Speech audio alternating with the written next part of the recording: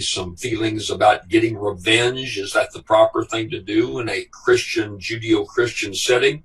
So I wanted to tell a lot of those stories. Obviously, I had some inside stories to tell about governors that I work with. I work with so many governors. My book is called My Louisiana Odyssey, and it's kind of a twofer, Steve. I couldn't decide on the cover. So my wife liked the black and white cover, and most of my folks who edited the book liked the color cover. So we put both covers up. So I'm very unique in having one book with two different covers, and you'll find them both on my website at jimbrownla.com. And I try to a lot of people have memoirs in them. I wrote the book for my 7 grandchildren. I wanted them to know as they grew older, maybe I wasn't around, that they had a pretty interesting grandfather, lived a pretty interesting life. And that's who I dedicated my book to. But I tried to tell things that aren't in the public, things that a lot of people haven't heard, insider stuff about the governors of the state.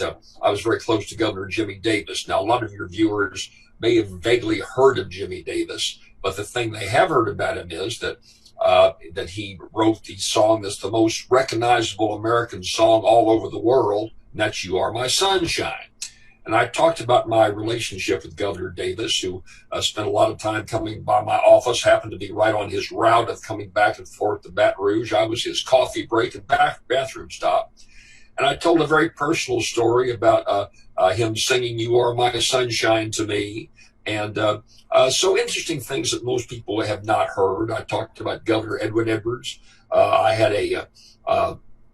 not a love-hate relationship, but a working relationship. I wasn't a personal insider or friend, but we were political allies, and I talked about some of those relationships, and I talked right on up to current governor, Steve. So it's a memoir about my life and things I thought that people would be interested in, not where I went to 3rd grade or who my teacher was, but things that they could relate to. Again, it's called My Louisiana Odyssey, and the best way to find it is just go to my website at jimbrownla.com. And all my books are up there, and I've published a lot of other books for other people. If you got a book in you, you should contact me. Edwin Edwards, the governor of Louisiana, is probably the best-selling book by a Louisiana author in the history of the state, selling about 140,000 copies. So a lot of that is on the website and things I talk about in my book. It's been fun. I'm going to enjoy the Christmas holiday, Steve. In January and February, I'm booked up already probably 3 nights and 3 days a week and giving speeches throughout the state, talking to Rotary clubs, talking to book clubs about my book. So it's going to be a fun spring to kind of get around the state, see what people are thinking, and retouch base with a lot of old friends. So just out of curiosity, who was your favorite governor?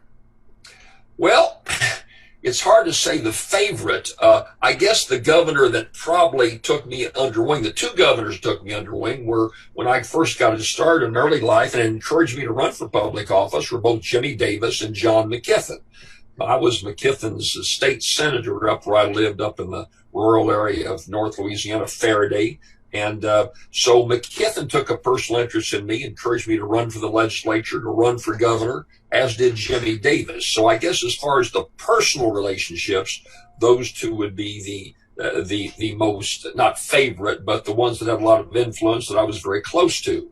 And Edwards, like I say, I ran against him for governor.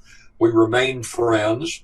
We had some highs and lows together, and I talked about some interesting things that most people don't know. He seriously considered running for president, and I talked to him about that, and I talked about all that in my book.